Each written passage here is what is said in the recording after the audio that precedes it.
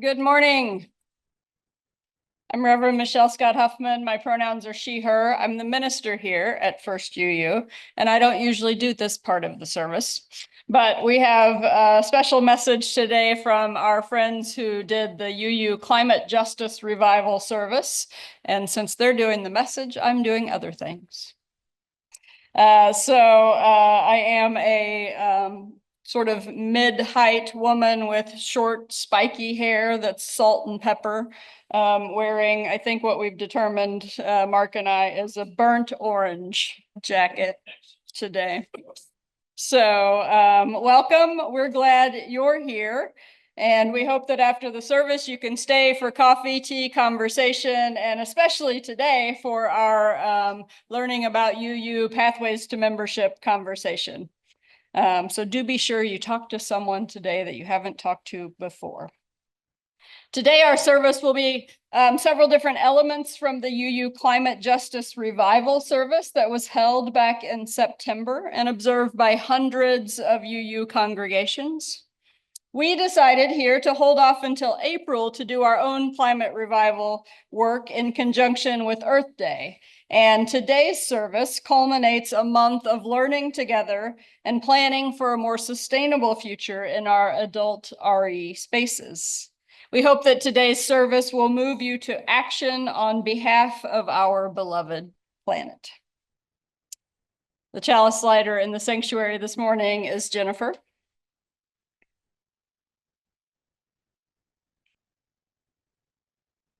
Adina Danuf writes simply and powerfully, "We light this chalice for the earth, of which we are all a part. We pledge to care for what it needs and hold it in our heart."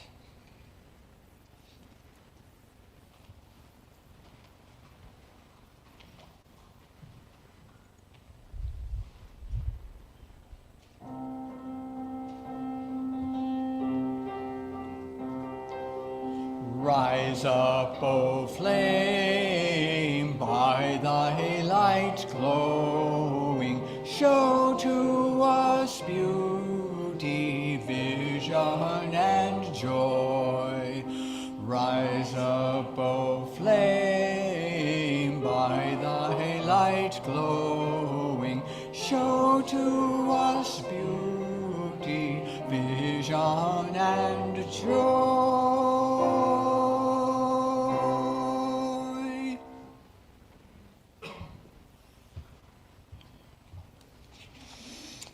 So this month we've been doing a special song for the month. We do that each month. We do one song over and over each week so that people can learn the hymnody of Unitarian Universalism. And so having sang it several times now, we hope that you've really got it and you're ready to roll with "All Creatures of the Earth and Sky," which if you're singing from a hymnal is number 203.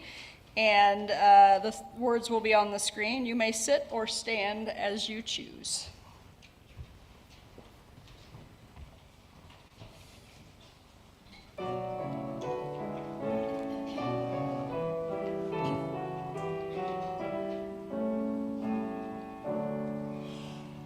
All creatures of the earth and sky, come kindred, lift your voices high.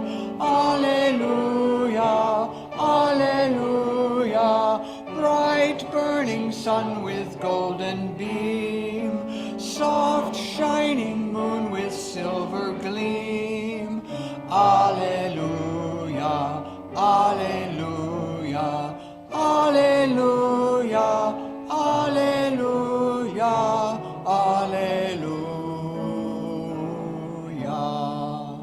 Swift rushing wind on wind and strong, white clouds that sail in heaven along. Alleluia, alleluia, fair rising morn in praise rejoice. High stars of evening find a voice. Alleluia, alleluia, alleluia, alleluia, alleluia.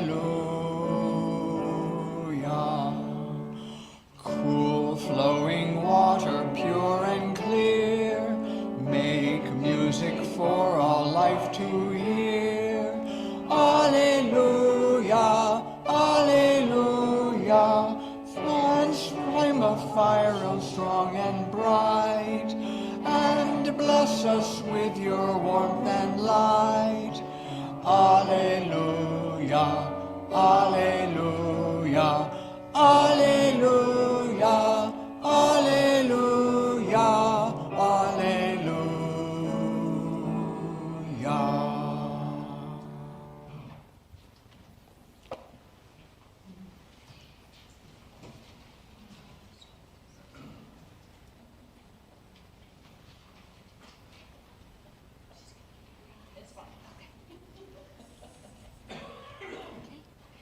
Change of plans again. Yeah. My name is Anna. My pronouns are she, her. I'm a white female in my late 30s, and I'm wearing a very floral dress today to go with the story. All month, we've been exploring how we can practice joy and where it can be found. Today, we're closing our theme with a nod to Earth Day and exploring how joy can be found in nature. So with that in mind, I want to tell you a version of the German folktale, The Root Children. Once upon a time, deep under the ground, the Root Children were fast asleep in their cozy little beds. All through the winter, they rested beneath the earth, while above them, the world was cold and covered in snow. Mother Earth, a kind and gentle woman, cared for them, making sure they stayed warm and safe. You see, these were special children. They were the guardians of nature and the caretakers of all that bloomed and grew above the ground. Then one day, Mother Earth came to wake them. Her dress was woven from the greenest vines and covered in tiny flowers that only bloomed in the darkest corners of the earth. Wake up, my children. Spring is coming. It's time to go out and bring color and joy to the world, she called with a smile, her voice beautiful like the rustle of leaves in a gentle breeze. The Root Children stretched and yawned. They were sleepy, but they were also excited. They gathered around Mother Earth, who handed out bright fabrics and paints. Make your dresses and coats, she said, so you can be ready to show your beautiful colors when the world calls for you. The Root Children got to work stitching and sewing, painting and decorating, and soon they had dresses in every color of the rainbow. Yellow like the buttercup, blue like the forget-me-not, and red like the poppy. They laughed and danced as they prepared, happy to bring beauty and joy to the world above. At last, the day came when earth grew warm and the snow began to melt. Mother Earth opened the door to the outside world, and the Root Children climbed up into the sunlight. Be gentle and kind, she said as she waved them goodbye, and share your beauty with the world. The Root Children spread out across the fields and meadows. They painted the fields with flowers, spread seeds, and transformed the earth with their lively energy. They planted themselves in the soft soil, and soon they began to grow. Tiny shoots became tall stems, and buds blossomed in bright, colorful flowers. The bees buzzed happily, the birds sang sweetly, and the animals frolicked playfully, and the people smiled joyfully. All around, as everyone could see, as the Root Children came back to life, joy did too. This is such a special story, but what I especially love about it is how it reminds us that just as we work hard to save the earth works equally hard to save us. Through its beauty, the earth brings the joy within us back to life. And with Earth Day having happened just the last week, that reminder seems important to add and carry with us all, children, none today, and adults alike. Oh, children at heart, yes.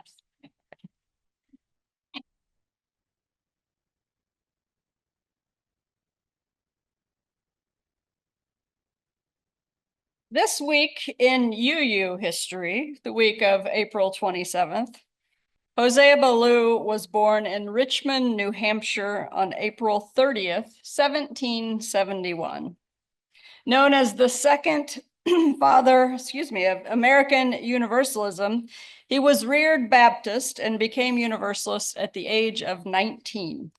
He began preaching 2 years later in 1792. In 1817, he founded the Second Universalist Society in Boston and served as its minister for almost 30 years. Ballou published catechisms as well as notes on parables, and most famously in 1805, a treatise on atonement. When speaking, Ballou simplified the ideas about universal salvation with a question about muddy children. Your child has fallen into the mire, and its body and its garments are defiled. You cleanse it and array it in clean robes. The query is, do you love your child because you have washed it, or did you wash it because you loved it? Ballou was involved in numerous religious controversies, including transitioning universalism to the Unitarian understanding of God. At the time of his death in 1852, Universalism claimed more than 800,000 adherents. Contemporary reports indicate that the funeral procession for Ballou through the streets of Boston was the largest ever seen. Offering our gifts to support the work of building inclusive and just communities is one of the many ways that we live into justice and equity together. Some of us have much to give and some have little, and together it is enough. We are enough to work together for a world where every human can live into their best and most authentic self. Today is a Donate the Basket Sunday. Safe, affordable housing is a major local crisis. Thousands of our neighbors are unable to find adequate, affordable options. Many are houseless. They face multiple dangers and challenges, including extreme weather. Many others are spending over half of their monthly incomes on housing, leaving the rest of their needs underfunded. All undesignated cash and checks with D the B in the memo line will be used to help in this regard today. If you wish to donate electronically, please indicate that it is for D the B. If electronic giving is your preferred method, or if you're on Zoom, virtual giving options are available via our website, springfielduu.org. The offertory today is Kyrie eleison by Mozart, performed by Eva. And after Eva plays, we're going to roll right into the climate justice revival pieces with a song that was commissioned for this service by Leah Morris and Adam Pod, and then into the reflections.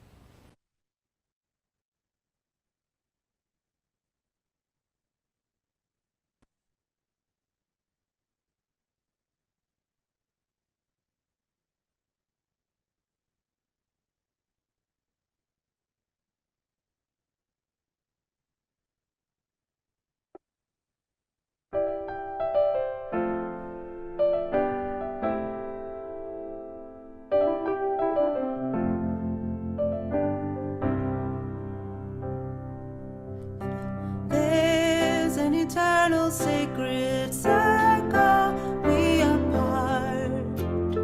We are part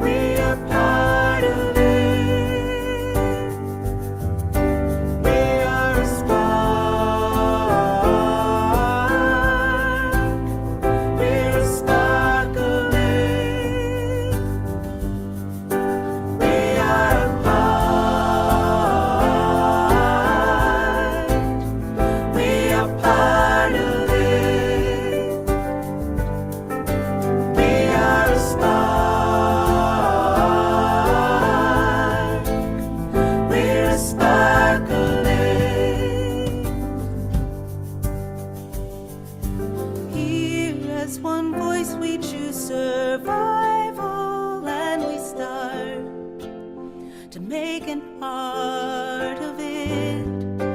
Now is our moment for revival. We're at the heart of it, and we are only part of it. We are only part of it. We are a part. We are part of it. We're at the heart. We're at the heart of it. We are a part. We are part of it. We're at the heart. We're at the heart of it. We are only part of it.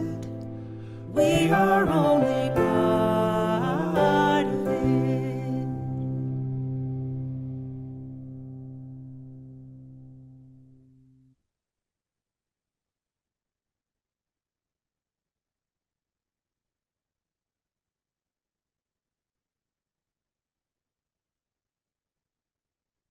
I'm Rachel Mislivy, your climate justice strategist on the Side with Love team at the UUA. I use she, or they pronouns, and I'm a light-skinned white person, femme presenting, with a shoulder length, kind of curly brown hair and gray glasses, and I'm wearing a sort of turquoise linen shirt and some beaded flower hoop earrings.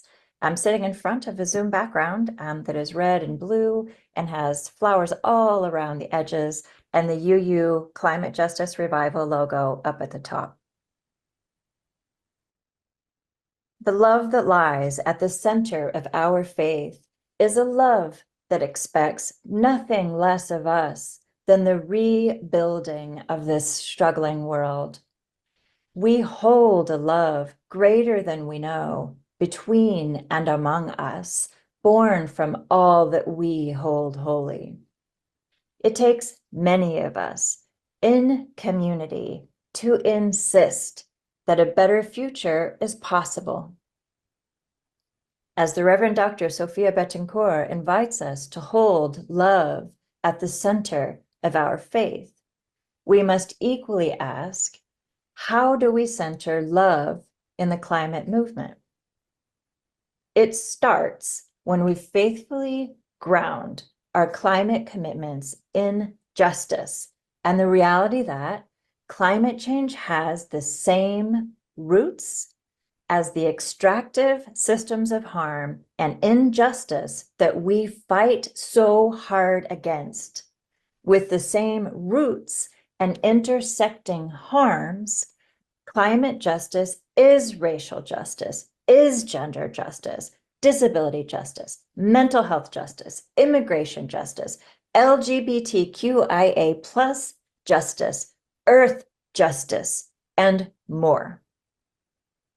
When we provide safe housing for the trans teen rejected by their parents, living without shelter from climate disasters, when we offer sanctuary for our neighbors forced from their homes by climate disruption, when we open our doors as emergency shelters, when we advocate for labor protections for beloveds working in the extreme heat, when we fiercely defend our ecosystems, our water, our soils, our air, saving them not just for the privileged few, but for all of our beloved communities.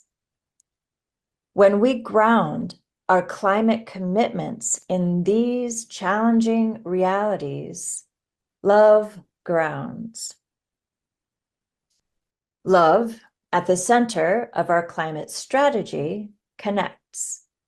When we realize that Even as the root causes are inextricably linked, so too must be our solutions. When we refuse to overlook climate injustice, when we shift from me and mine to we and ours, when we understand our interdependence, when we know in our bodies that the work is more than just technical solutions for those who can afford solar or electric cars. When we fight for clean energy, clean water, clean air as human rights, as nature rights, as earth rights, love connects. Love at the center of our climate resilience builds. When we overwhelm those challenging realities with community care.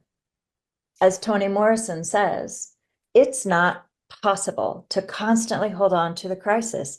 You have to have the love. You have to have the magic. That's also life. When we bring joy to our movement spaces and share snacks at our meetings as we knit socks and crack jokes, when we bounce babies on our knees as we strategize, when we laugh and play, when we draw on our faith, our inner strength, our hopes, our dreams, our creativity, our magic. When we creatively and joyfully elevate all of the many, many, many, many, many, many ways that we can create new worlds together, love builds. Love at the center of our climate action transforms when we realize we need a new way. When we balance what my community needs with what brings me joy.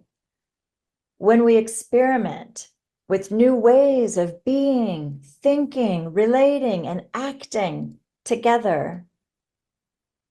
When we admit that I alone do not have the answer. When we reject those extractive systems of harm, when we reimagine our relationships, our communities, the world we want together, love transforms. Love at the center of our climate partnerships nourishes when we overwhelm those challenging realities with collective care, when we recognize and honor the places where our deep gladness and the world's deep hunger meet, when we listen, when we faithfully respond, when we embrace imperfection and offer grace, when we listen with curiosity and intention, when we communicate with humility and care, when we offer joy in the struggle, love nourishes. Love at the center of our climate movements reimagines when we dream about what could be, and when we commit to make it so, when we clasp hands and say, yes, we can do this, even when we may not yet know the way, when we guide our shared work with hope for the future and commitment to collective liberation, when we save what we love, when we joyfully, faithfully, imperfectly, and beautifully recreate our world so that all communities thrive. When love is at the center of our climate movements, Love grounds. Love connects. Love builds. Love transforms. Love nourishes. Love reimagines. Let's reimagine together, friends, a world where all communities thrive. Love is at the center. Every justice necessitates climate justice, and climate justice necessitates every justice. These are new stories that we're telling. These are new stories that we're telling. We are learning to tell ourselves a new story about our wholeness. We are learning to imagine ourselves into a different relationship with the earth. We are learning to imagine ourselves into a different relationship with the earth and how we live with them. We need these stories urgently because we need a complete transformation of how we live on this planet, how we understand ourselves in relationship to our earth, and what we are called to be and to do as a result. In other words, we need to imagine our way into different stories, and then we need to live them. This is exactly the move that theologian Sally McFague makes when she argues that the earth is the body of God. McFague was writing in the 1980s. Some of us were alive then. Some of us weren't, and if you weren't alive then, I'm going to try, and probably fail, to describe just a little bit of what it was like. By the mid-'80s, Earth Day was a known quantity in much of liberal America. Tensions over the oil crisis had everyone thinking about ways to be more energy efficient and more energy independent. Environmentalists saw a glimmer of hope, and they and we also saw many gathering clouds of war and global destruction in the form of a nuclear weapons race. At 48 years old, I think I was one of the last to have regular nuclear war drills in school. And even that was elementary school. They were an artifact of the past by my middle school years. But the specter of nuclear annihilation was very real. It was very present, and the sense of living within a period of existential threat was palpable. Not to put too fine a point on it, but McFague was writing into the teeth of apocalypse. She was doing theology on the cusp of existential annihilation. In other words, not too different from the theology that we are doing today with the presence of the earth and its suffering in our hearts and in our minds. Her method, which she called metaphorical theology, asked us to move into a place of imagination with her question, how would we think or act differently if this were true? She knew that she was working against entrenched notions of God just as we are today. And instead of arguing and trying to knock an idol off its base, she said, keep your idol, keep those ideas. Just ask this question with me. How would you think or act differently if this were true? And then she said, what if the earth was the body of God? I get shivers when I ask that question. And if you're struggling with this, let me remind you of two things. First, that some theologians have defined God as that which is greater than us, that which we are wholly reliant upon, and that which we cannot live without. Which is to say that nature, which is to say that our earth does a very good job of fitting that definition and criteria. Second, many have said that if I look at my checkbook, I will know what I believe in. If I look at my credit card statement, it will tell me what I believe in. If we were to look at our checkbooks, if we were to look at our credit card statements, what would they say we believe in? If we are going to have a God today, if we are going to put any logic up above us and follow its call, if we are going to open our hearts in surrender to anything, and particularly knowing that what we believe shapes what we act and how we act shapes what we believe, thinking and acting as if the earth was the body of God would be an awfully good model to live within and to live with. Hang out in that space of imagination with me for a few moments, will you?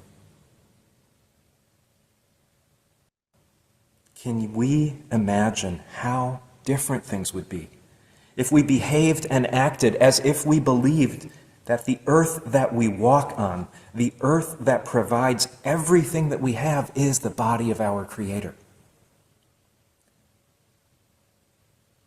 The funny thing, of course, is that we need not imagine at all. It is literally true that we are wholly reliant upon the earth, that the forces of nature are far greater than we can ever be and beyond our understanding and imagination, and that we literally cannot live without it. Western intellect has made the fundamental category error of believing that we are separate from that which we are inseparably a part. The earth is God, and we are intimately part of God's body.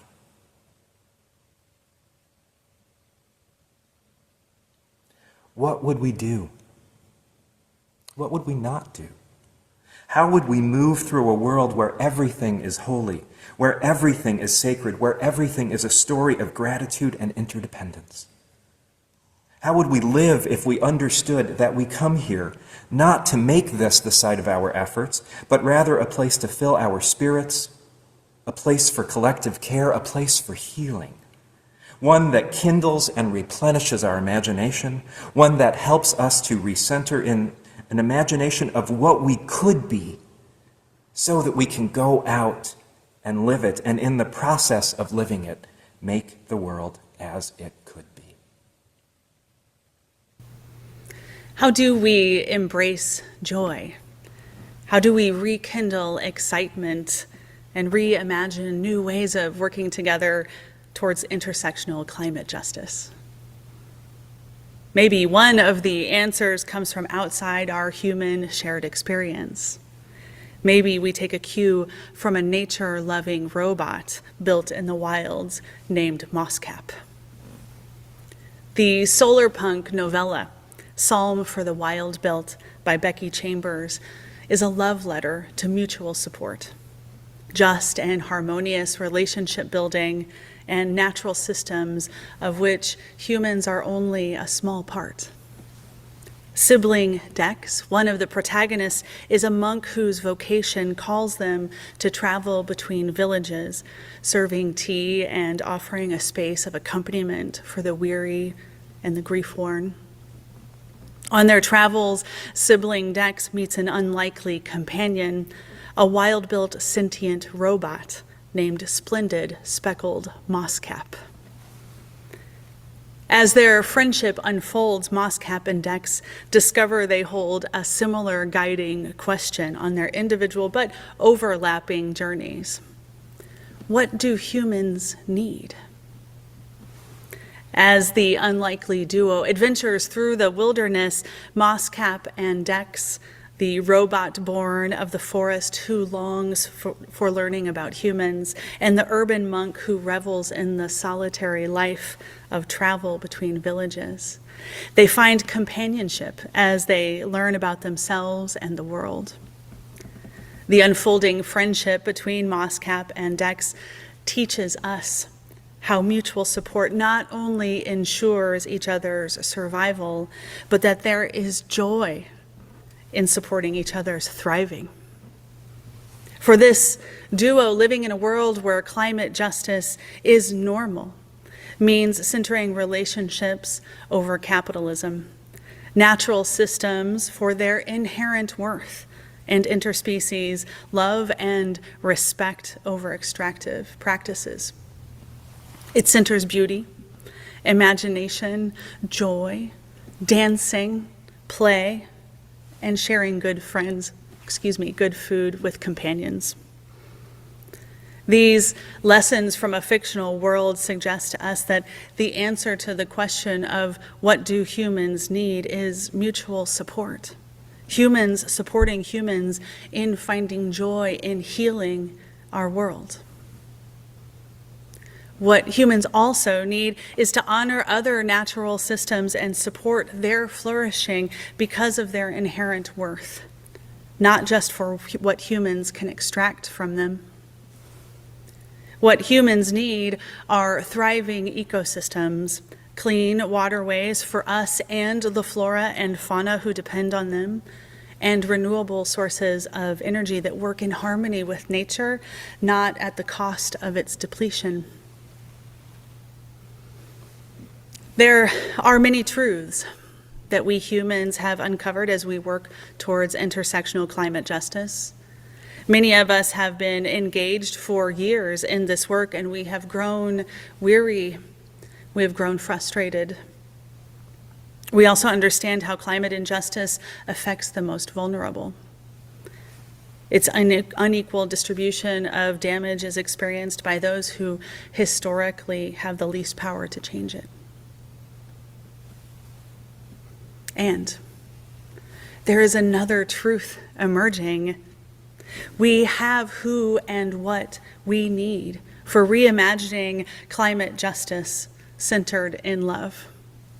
We have what we need when we honor that at our core as humans, we want to live fulfilling and fulfilled lives, and we want other beings to live fulfilled and healthy lives as well.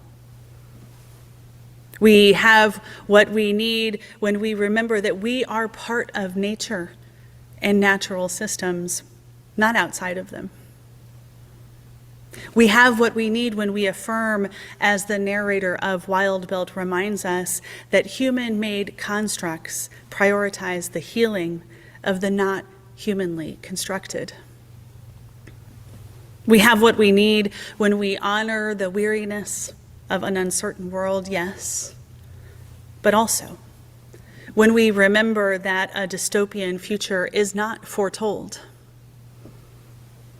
We have what we need when we work towards brightness, towards joy, towards a world of justice, driven thriving, a thriving where a healthy climate and natural systems are reflective of, they're sustained by and celebrated by healthy humans, and we are in turn sustained by them.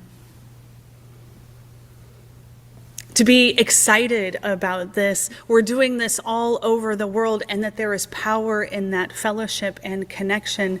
This is also a truth and a need.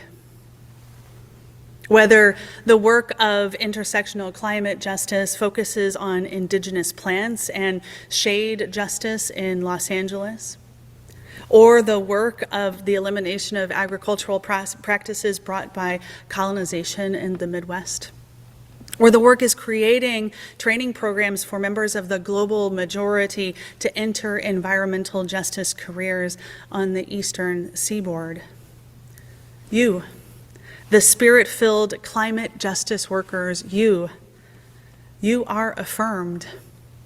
Your work is important. Your work is the spiritual work of reimagining and renewing our promises to ourselves, to one another, and the planet. Your climate work is already putting love at the center. You are what people need. You are what people need to heal this world. I need you. We need each other. And the good news is we already have what we need. So let's celebrate it. Let's get excited about it. Let us be transformed by our unlikely and globe-spanning companionships. Our companionships built on faith, generosity, interconnectedness. May we revel in those unlikely companionships, like the T. Chaplin sibling Dex and the wild-built robot, splendid speckled mosscap. May we thrive in this world like they do, in a novella that imagines a flourishing world built through strengthened relationship. May our faith be reinvigorated by knowing that there is good work and joyful work and successful work already being done. May we offer respite, sometimes in the form of a cup of tea to the weary, yes. But may we also make celebratory space for the reimagining of our intersectional, our unstoppable, and our unfathomable strength to make good change in this world. May it be so.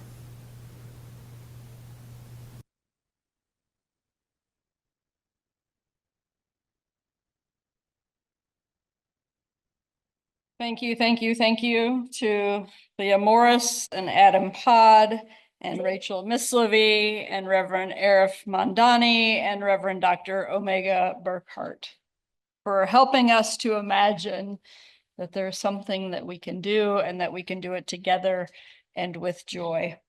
The interlude is Blue Green Hills of Earth with text by Kim Oler, music by William Billings, arranged by John Prescott, and performed by the First UU Choir.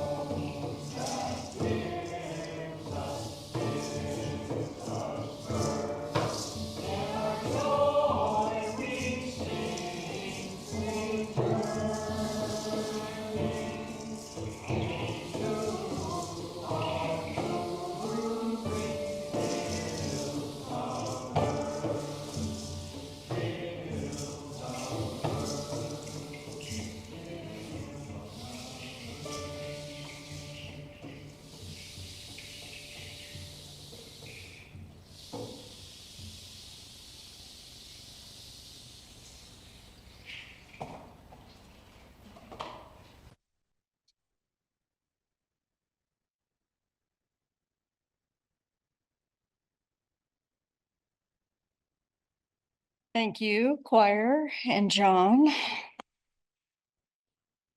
As a community, we share joys and concerns to keep connected. Slips of paper like this one are available at the greeters table for those in the sanctuary to use for joys and concerns. During the week, you can send your joys and concerns by email to pastoralcare@springfielduu.org or by leaving a voicemail on the church phone, 417-883-3922. If you're on Zoom, please use the chat box now for sharing your joys and concerns. All of these joys and concerns will be included in the members and friends email on Tuesday. We honor each joy or concern with a lighted candle, a symbol of the love that we as a community offer for each of these experiencing joys and concerns. This morning, Jennifer is lighting the candles. And now, as we begin in this time of sharing, know that though we are in multiple physical spaces, those of us here and those of us joining us on Zoom, we are together in beloved community. To begin, we hold in love all of us, those present and those absent. We light a candle for our church community. Kara DeBacker writes that Adam remains in intensive care with a rare and life-threatening fungal infection in his lungs. We're waiting with patience and hope to see small indications of improvement toward many months of recovery. He is intubated and sedated, but responds in typical Adam style, waves and thumbs up, to messages, voices, and music. Please keep the good juju flowing in his direction. We light a candle of concern for Adam and his family. Kara goes on to share that the great appreciation for the outpouring of support, friendship, and care that Adam is receiving. He is a model for how to do life. His influence on others is overwhelmingly apparent, and we are grateful that you have shown us just how big his circle of love truly is. We light a candle of joy for the strong support being sent to Adam and his family. Holly Graves' husband, E.W., is home on hospice after battling cancer and having it spread. Please hold Holly, E.W., and their family in your hearts. We light a candle of concern. Barbara Watson was hospitalized for a few days this week. She and Harold hope that she's coming home today or tomorrow. We light a candle of concern for Barbara. Steve Samuelson shares a joy that his cold is really gone. He thanks. Becky Mark shares, I'm feeling both great joy and some concern for my husband. He left this morning for Eastern Canada to attend an immersion course in Scottish Gaelic language. Good luck, David Hathaway. Becca G says, happy heavenly birthday to my friend Don, sending love to his wife, Linda, as she is mourning his loss. We light a candle for Don. Emmy Seaman writes, a joy for all who helped clean the rain garden. A big thank you. Light a candle of joy. And the folks who helped that contributed to that joy include Bob, Lynn, and Scott, Rebecca, and Paul, Emily, and Jerome. Becca shares, my Great Pyrenees Beau is newly registered as a therapy dog. He visits the foster children at Casa weekly. A candle of joy for Beau. And from our friends on Zoom, Leah writes, a joy, I'm finally supposed to be heading back to Springfield this week after over 5 months in my treatment program. Hope to see you all next week. A joy for Leah. And Jesse says, a joy for the library, which is taking slightly longer than originally planned, but is continuing to get organized and scanned into the system. A joy for our First UU library downstairs and for someone willing to put it back in order and get it operational for us. We honor the complex and heartbreaking struggles of our world. We light a candle for all who are impacted. And in closing, we've run out of candles. In closing, for those joys and concerns that remain unspoken, we light a candle. Yes. Express my appreciation for the wonderful party we had. It was a dance with music by several wonderful members of our own organization. And it was a beautiful evening. Yes, yes. Mary shares a joy for the dance that happened here last night with some of our own musicians. Watch out for the announcement for next month's dance. It's very exciting stuff. Month is May 17th. So it's Excellent. only 3 weeks away. May we hold these joys and concerns in our hearts and minds. May our community of love ease sorrow and boost celebration. And now let us join together in 1 minute of shared silence, followed by Spirit of Life.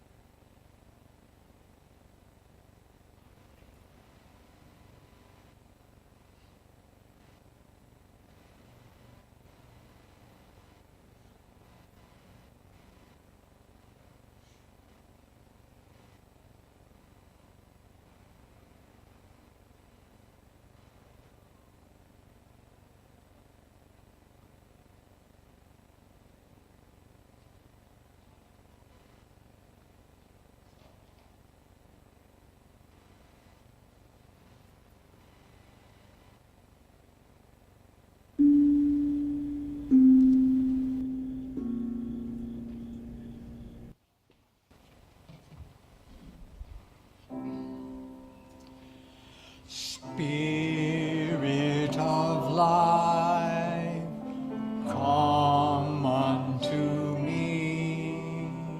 Sing in my heart all the stirrings of compassion. Blow in the wind, rise in the sea, move in the hand, giving life the shape of justice. Roots hold me close, wings set me free. Spirit of life, come to me, come to me. While we were singing that, there were bubbles rising up outside the back windows. So that was fun. Also a fun note about that song. Earlier this week, there were about 40 UUs gathered at the state capitol for a UU advocacy day from 8 different congregations and fellowships around the state. And one of the questions was, what's your favorite UU hymn or song? And Spirit of Life was overwhelmingly the response in the room. Today, in place of our originally planned final hymn, we're going to sing a song together for Adam so that it can be shared with him and played in his ICU room as his body does its work to heal. The song is Sending the Light by Melanie Demore, and we're just going to sing the chorus, and John's going to help us with that.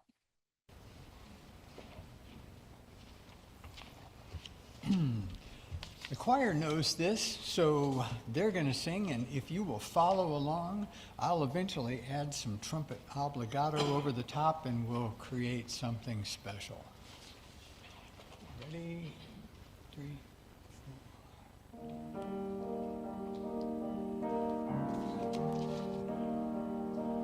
You are sending you light to heal you, to hold you.